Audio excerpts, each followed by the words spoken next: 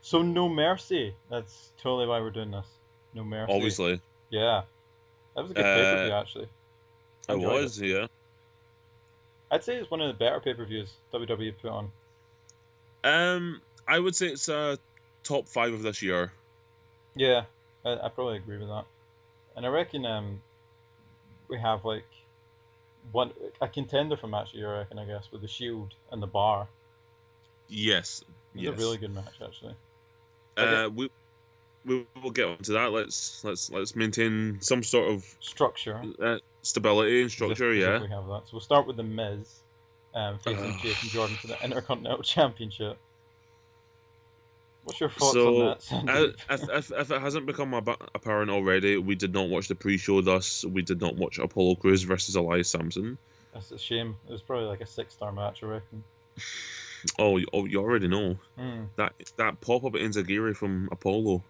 You know, get on his level. Yeah. But winner gets a shot at Brock Lesnar. Look at Vince. So it was a good match. That's all I can say about insight into love that. But that's all I can say about it, really. I mean, you missed the part. I think, to be fair, one of the funniest nights happened before the match when Corey Graves said yeah. that this match was dedicated to Mrs. Unborn Child. I love Corey so much. He's so great. We do not deserve him. Yeah, we don't. But it was a decent match, actually. It was. It's a shame Jordan didn't get over, though, because he did a lot of nice suplexes, but then the crowd were not on his side. No, and it didn't help the fact that Miz was the hometown guy, so obviously they were going to naturally cheer for him. Yeah, I felt like the crowd were like at one point starting to warm to Jordan after a couple nice suplexes, and then he tried to roll up the Miz, he kicked out, Curtis Axel hit him, and then that pop for that skull crushing finale. Yeah, and then Jordan had his little promo afterwards when he's like, "Oh, I'll gleefully chant, you suck to Kurt Angle. Well, Miz, you're the one that sucks," or whatever. Get wrecked. Drops the mic. Best promo of the year. Yeah, sick burn, dude. Yeah, sick burn. He's gonna struggle, I reckon. He really has been screwed over with this gimmick. So we talked about this like the other day as well. Like he just hasn't. He's not got the gimmick. He's got the wrestling ability. Because like, how can you fit into being the role of someone's son? Yeah. Like, jeez, we're bringing race into this already, aren't we? So stupid. It's like, yeah, Chad Gable would have been so much more, for reasons that I will not say. But I feel like Chad Gable would have suited it more. Don't know why, just something's there, I reckon. True, I guess, but just the whole thing, the whole mystery child thing is just, I don't like it. It never works, does it? Remember Vince's son? Yeah, Hornswoggle. Yeah. Yeah. Yeah. Well, see, exactly. To a degree, that could work if the guy's going to be a heel, if he's got the boss by his side, so he walks around acting all entitled and stuff, and like getting given things. But I guess that could work with the GM, but when they're both baby faces, Yeah, because that's how it kind of worked with like Seth Rollins and Triple H. Like Seth Rollins walked around as if he's entitled when he had J&J security, and that worked. Yeah. Yes, exactly. I don't think it doesn't work with baby faces, does it? No. It just doesn't go over. It's tailor-made for a heel, and you can't change that. Yeah. It was a decent match though. Yeah, it was. Yeah. Didn't take anything away from it. We both had Jordan actually to win because we both making predictions, and we both had Jordan to win because we thought we were actually going to go through with this. Yeah, because we figured if you pick Jordan to win, then you cover most bases. Either Jordan overcomes the odds and gets the belt, Miz gets disqualified, or Miz gets counted out. Yeah. Either way, it's a Jordan win. Yeah. But they went with pretty much the one option we did not foresee: Miz getting a pinfall victory. We probably should have foreseen it, to be fair. It should have been way more obvious. Yeah. In hindsight. But we are not good at what we do. No, Whatever that is. we're terrible. We suck. Well, you suck. No, Miz sucks. Jason Jordan said. And then we had Finn Balor. And Craig Middleton sucks. Excuse me. How dare you? Then we had Finn Balor versus Bray Wyatt, which was actually a really good match. It was. Not that I had any doubts. Well, yeah. Finn was sporting some new gear, not demon paint. Yeah. I mean, that was kind of given away, obviously. That was what it was built around, the idea of... Yeah, this whole man-to-man thing. Yeah. Isn't 90% of matches you see on any wrestling promotion man-to-man? Unless it's woman to woman, but yeah. Yeah, that covers the other 10%. So... Yeah. I don't know. It was quite an interesting dynamic, I guess, with the whole... If the demon is a creation of the man, who's actually scarier, the demon of the man? It's an interesting concept, granted, but just the fact that they actually titled it Man to Man. Yeah, it's strange, isn't it? Yeah. I think it was definitely a lot better than it should have been. I feel. I wasn't really that into it, and then Finn Balor and Bray Wyatt. The Bray Wyatt attack definitely hyped up a bit more, and I think as Brian Alvarez said, it was Bray Wyatt's one of the best matches he's ever had. Yes. According to some people, I don't know if these were his sources or whatever, or just people online. People were saying it's Bray's best match since the Hell in a Cell with Roman 2 years ago.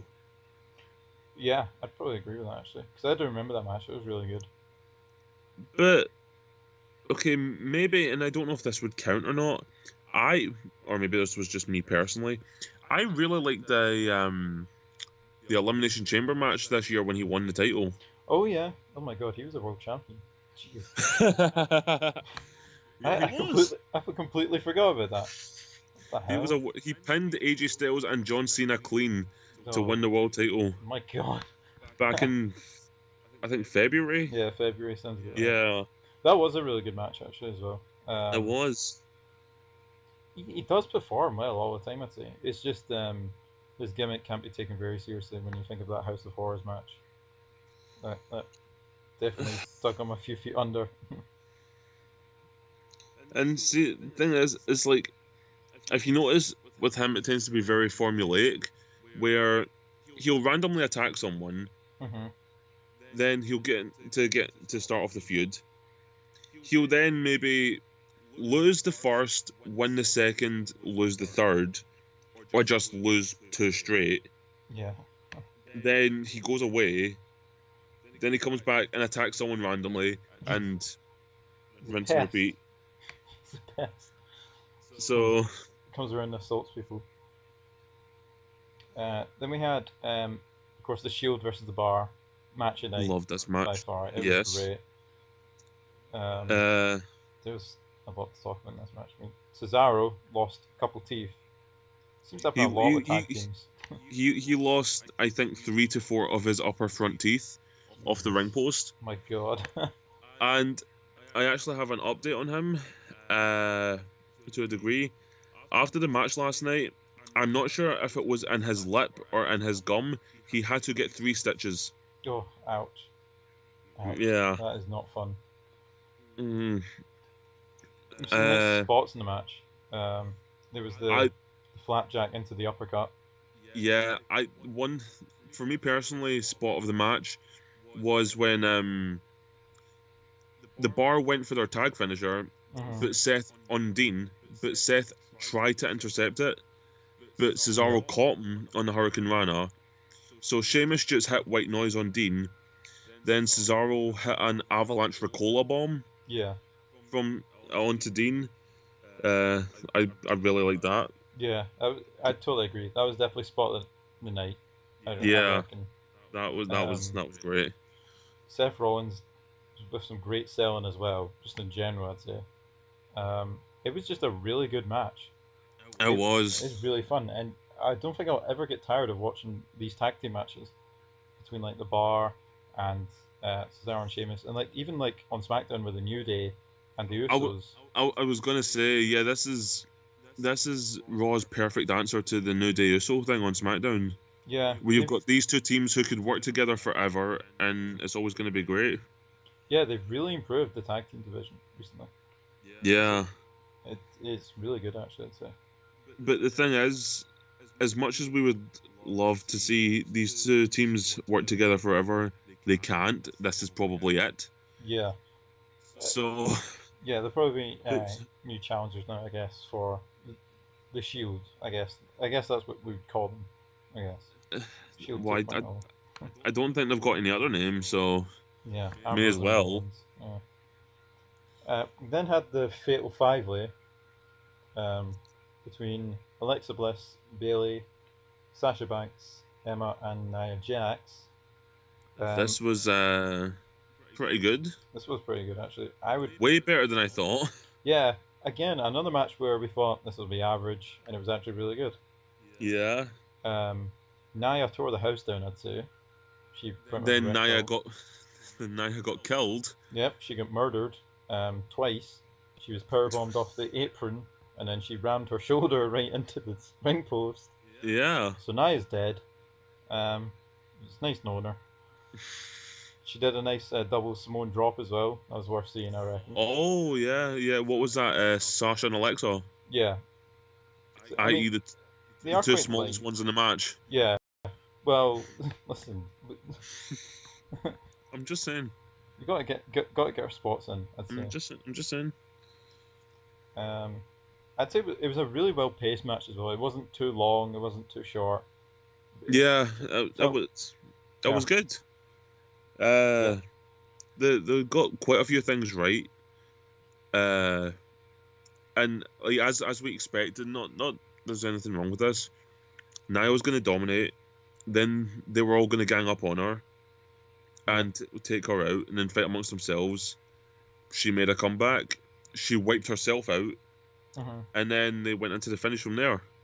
Yeah, as you mentioned actually the other day, like Emma was not in the match just to take the pinfall, as everybody assumed, which is again good booking as well. And I think Bayley is probably the right person to take that pinfall as well. I mean, I guess you could argue that, but it's like, I mean, her character's not. They've definitely killed her character a little bit with how they've gone about. How she was a bit, scared of what the kendo stick with Alexa. That was. Let's not look back on that. Yeah. I mean, I reckon it was good. I don't know. Would you have Sasha take the pinfall in that situation? I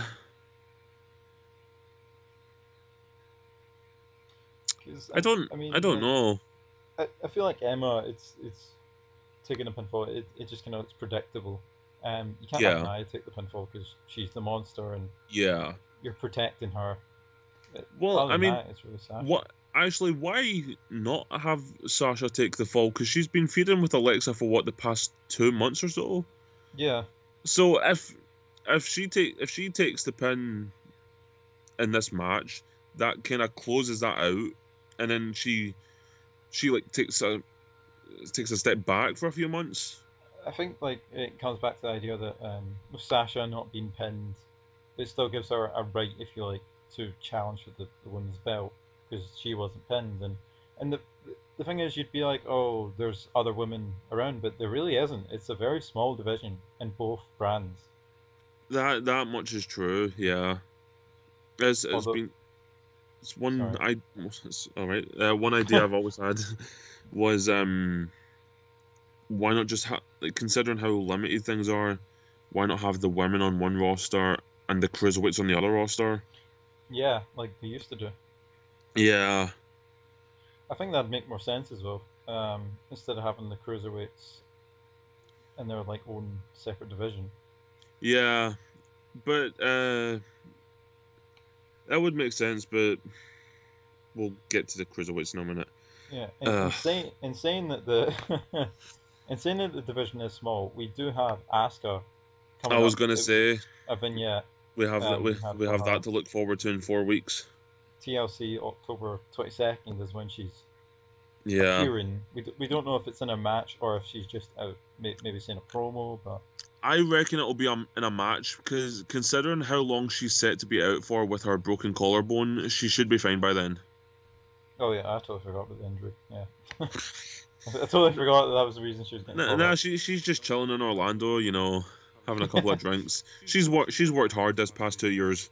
Yeah, I could probably see her beating Emma. I reckon. I see that being a simple match, I guess. Possibly. I remember they had a match at Takeover London 2 years ago, and it was a great match. Yeah. So if they had like something similar to that, just thrown in there to TLC, like they don't need a story or whatever to it, just a match. It could be good. Yeah, just a just sort of exhibition, if you like. Just to Yeah, yeah. Kind of introduce the casuals to Asuka. Yeah, because that's what they did with Shinsuke. Actually, they fed Dolph Ziggler to him, basically. Yeah, And they had a good series of matches as well. they did. Yeah. Now look at Dolph. Like he is. He is. What is he doing? I just hope this whole thing Dolph's got going on, I hope he maintains that through January to make the Royal Rumble that much more interesting. Yeah, it would be so great. CM Punk's music. Uh, He comes out. Dolph or just Dolph Undertaker. yeah, I was gonna say Taker's music hits, the lights go out, fans lose their mind, and like he comes out on the stage with the long coat and the hat. Then he cuts a promo and just walks away. But like in number 30 though, like the last person. Oh, imagine that as well. Oh my god. Nah. Okay. Next. And then then we have. I'd say like at this point in the night, it's been a good night. Yeah. You've had one of the best matches you reckon of the night, if not for what would still be to come. Then you had, of course, the big grudge match between Roman Reigns and John Cena. I did not like this match. This match. And the thing is, the match itself was okay, I feel. Yeah. I don't like the way they went about this. Which I don't know like what the general opinion of it is, but if you're doing 4 finishers to someone when 2 are consecutive back to back and they're kicking out, and one of them's an avalanche variation. Yeah, if you're doing that, this better be a WrestleMania match for the title, and they're pulling out all the stops. Not just that, so people online, they make their jokes and they have their memes, the whole Cena kicks out at 2 thing, yada yada, and it's all true and it's all fun. I don't recall ever seeing Cena kick out of someone else's 4 finishers. Yeah, I can't think of a time. If I don't know, maybe Randy Orton in 2011, there might have been a time 4 RKOs. It might have been like 3 RKOs and then the 4th one he went down, but like even then, like it's not an avalanche RKO or anything like that. Yeah, and not just that, I could be way off here.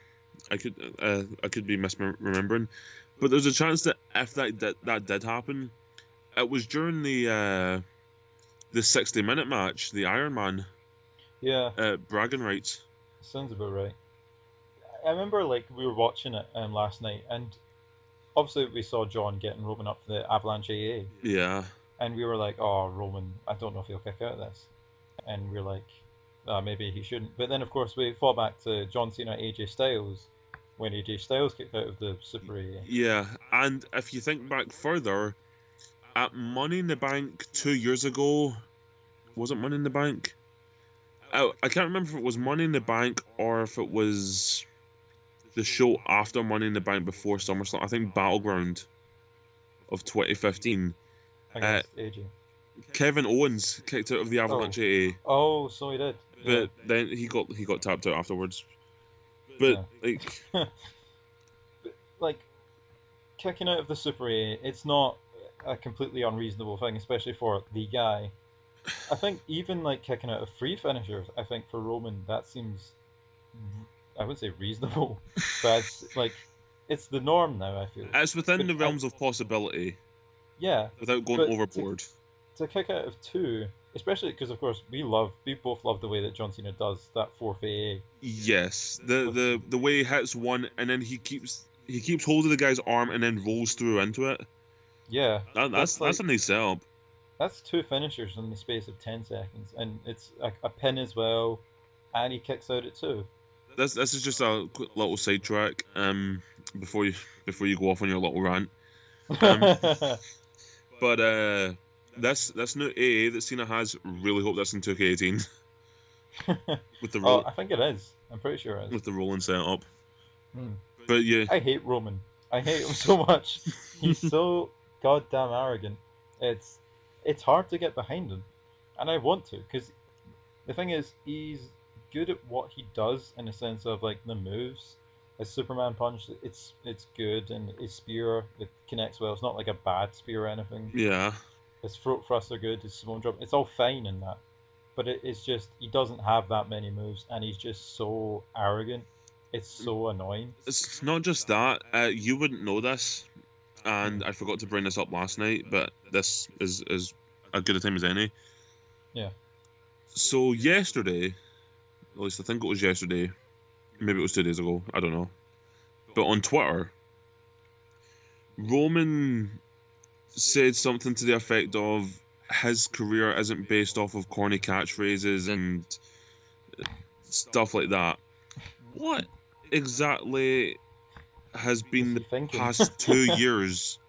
Yeah. Believe that? The guy, Suffering my succotash. yard. Oh. Remember that one?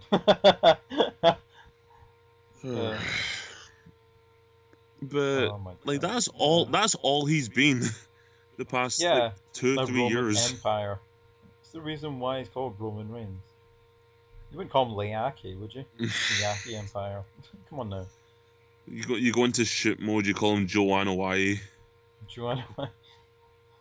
Oh man. I mean, the match, like, I remember I was like watching the match with you, and I was like, this match is really, this isn't good. I don't like this because of the way John Cena does his matches. Yes. I don't like the idea of the way Roman just completely beat the crap out of him, and Yeah. I mean, it was just I wouldn't say a boring match, but it was like it was good towards the end. It was when Roman kicked out of the fourth A that I was like, no, I'm so mad at that. Yeah, not just that, because we can get more into this later, but we had our bet going on, and this match was part of said bet where we differentiated in opinions.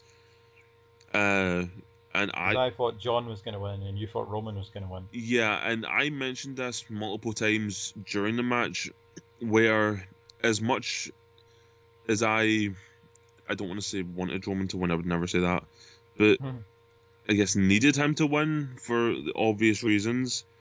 Yeah. I would not have been mad had he lost. I actually would have been much happier had he lost. For context, for anyone that doesn't know, we had a bet basically. We bet on the predictions of the 7 matches. We agreed on 4 of them. 3 of them we had different opinions on. That being this match, the Universal title match, and the Women's title match. To which I got all 3 wrong. And I got all 3 right. Yeah. So Sandy got 5 out of 7 right, and I get 2 out of 7 right. I'm a good wrestling fan, I know. And for to put it on record now, I now have to wear a shirt to the to the bars, to the pubs, that has Joey Ryan's penis suplex on it. So this is why I don't bet. Oh god. I was gonna say at least you're not losing any money, but technically you're losing out on $25. So yeah, that's about £20 I'm spending on a shirt that I'm going to wear like once. But think, at least you're not losing money for the sake of money. You're getting something in return for that money. Well, I mean, sure, that's something. No, like I'm wearing a penis suplex shirt, Joey Ryan. Oh my god. I'm gonna go full gimmick with this, by the way. I'm gonna wear like the glasses, lollipop. I'm gonna grow my mustache out. It's gonna look horrible, but like great at the same time. I'm gonna get kicked out. I won't be. I won't be allowed in that bar You're again. gonna get put on the register. Oh no, no. But moving on. Enzo Amore defeated Neville for the Cruiserweight Classic Championship. Sorry, no, the Cruiserweight Championship Yeah, was it's just the Cruiserweight Classic was a long time ago. won by Okay, TJ well, it Perkins. was last year. Remember the Cruiserweight Classic? What a great tournament. Remember when the Cruiserweight division had some class? What, No. 10 years ago? Yeah, 10 years ago. Well, Neville kind of restored some reputation. Yeah, I kid. That. And he went on a good streak, and then he lost to Enzo. Well, he lost to Tozawa first. Then Yeah. won it back a week later.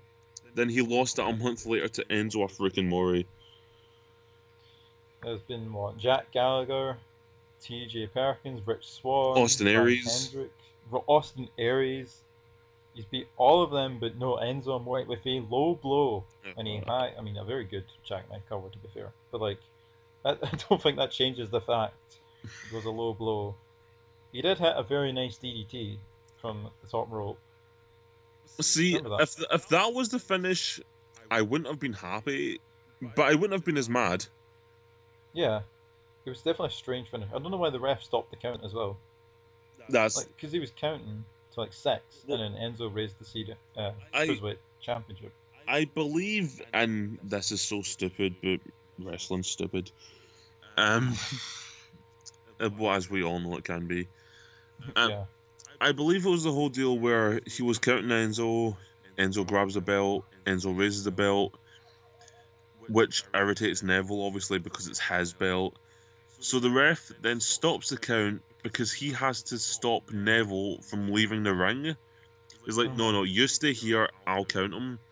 Why that's a thing in wrestling, I don't know. Alright, yeah. But that's the only reasonable explanation I can think of, and even then, that's not a great explanation. Yeah. It was a really stiff match, actually. Yeah, Enzo got killed in this. He got destroyed. Like super kicked, just kicked, and that enziguri on that outside dive attempt. Yeah, and there was a moment where Enzo was down, I think, by the corner, and Neville was just stomping him in the face and gave him a legit black eye. Yeah. Enzo for a stiff jab as well, mind you. He welted up Neville's ribs a little. Yeah. But we have a new Cruiserweight champion, so... Yeah. Oh, and you wouldn't know this, but on Raw Talk, where Enzo was a guest, he was the first guest. What does he do? He comes running on making fat jokes about Jerry Lawler. Okay. It wasn't mean jokes. Oh. Okay. It was like in the sense. Turned heel. It was. Well, you saw the finish. Yeah, true. It was this old deal. Oh, I bet the last time you were 205 pounds is when you were born, and you know. I mean, that's disgraceful. That's horrible. Show some class, Enzo. You've seen his hair, Craig. Yeah, true. You've seen his gear. Yeah. You've seen how he dresses, and he has a poop emoji on his butt. And he is your Cruiserweight champion. Moving on. So we have... Where's Spike Dudley? Yeah, cut down. Hey, you know what? Funaki's on commentary. Maybe he can have one last run. Oh yeah, that'd be good. Funaki versus Enzo Amore. Main event, Hell in a Cell. What, you mean the SmackDown pay-per-view for the Raw title? You know what? It can main event Survivor Series. Yeah. It's not TLC actually. The next one. No. Neville has to get his rematch. He can get this rematch at TLC. And Survivor Series. They're gonna do a ladder match at TLC, aren't they, for the Cruiserweight belt? Probably. Is that a bad thing? I don't know. I can't remember anything spectacular that Enzo did during the ladder match at WrestleMania. He was in a ladder match at WrestleMania. Yeah, the tag match with Cass when the Hardys returned. Oh yeah, yeah, I do remember that. Although to be fair, I don't think anyone remembers anything that didn't involve the Hardys Yeah, other than the Hardys during that returning. whole thing. Yeah, but we then had, of course, the main event. Yes. Brock Lesnar versus Braun Strowman. Yes. What's your opinion on this match? I'll let you lead this off, I guess.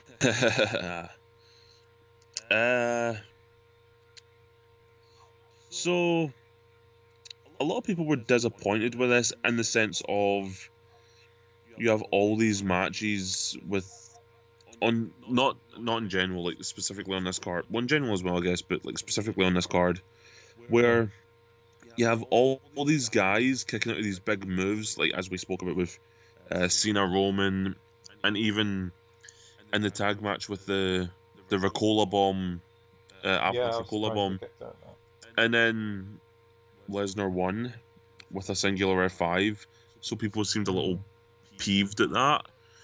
Yeah. And I guess it doesn't help the fact that it was like an F5 out of nowhere, if you will. It wasn't like it was a bunch of Germans, then an F5. Yeah. He did hit a bunch of Germans, but then I think Braun got some offense in, then there was an F5. I think he hit a running power slam beforehand. I think so, yeah. That he probably did. That sounds about right. Yeah, because I think Lesnar hit a bunch of Germans, went for the F5, Braun countered into the power slam. He went for another running power slam. Yeah, then, and it's as he was picking Lesnar up, Lesnar countered it into the F5 and got the win. But again, that's what happened with Joe. Joe was beating Lesnar up for a bit. Lesnar was beating Joe up for a bit. Lesnar hits his move. Lesnar gets the win. One reasoning I've heard people say use for this, and I guess it works, and it applies to both Braun and Joe, is that when they got hit with the F5 that was ultimately the finish, that was the first time either of them had ever been hit with the F5. I was gonna say that does make sense. So I guess that's one way to defend it. Yeah, I mean, I'm not gonna lie, I wasn't say disappointed, but I was a little sort of caught off guard. That was the finish. Yeah. And obviously, if Brock was going to win, it was going to be with the F5. Yes.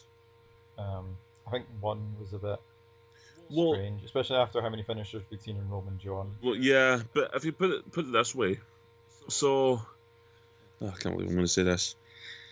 So if you remember Survivor Series last year, yes, with Goldberg. Yeah. So there was 2 spears, a jackhammer, in the finish. Correct? Yeah. Mm-hmm. And first time, well, technically it wasn't the first time, but considering the time it had passed, you can say it was the first time Lesnar had been hit with that. Yeah. So he was caught off guard. So he got caught. Mm-hmm. Then, if you look to WrestleMania, he gets hits with 2 spears, jackhammer, but he kicks out because he was prepared for it this time. He knows what it's like. Yeah. So he kind of prepped for it. Mm-hmm. So I guess you could say the same here, where should we ever see Lesnar Joe or Lesnar Strowman again, he'll hit his F5 and they'll kick out. Yeah. Yeah, that does make sense. And of course, like, we'd seen Lesnar being hit with the running power slam before on Raw. And I mean, like, obviously this is maybe taken a bit too far, but he's obviously been hit by a running power slam many times in his career, probably. Yeah. And it's a very general move that Braun has made into a somewhat finisher, I guess. Yeah. It's definitely strange to think of it as a finisher, but he's made it legit enough that we now know it's a finisher. True. So. Yeah, I guess someone told him he couldn't do the reverse chokeslam anymore. Yeah. So he does a front chokeslam there, which maybe should be his finisher. He does do a good chokeslam. And if Big Show's out the picture, I don't see why not. Yeah. It's a good signature, at least. Yeah, because all the chokeslam guys are gone. Big Show's gone. Taker's gone. Kane's gone. Yeah. I mean, I don't think I'll ever forget that chokeslam on Enzo Amore Oh yeah. on the Raw before No Mercy. Oh yeah. He killed him. He actually killed him. Yeah. Hey, you know what? Um, Maybe Braun can trim down a little. Go for the 205 Live title.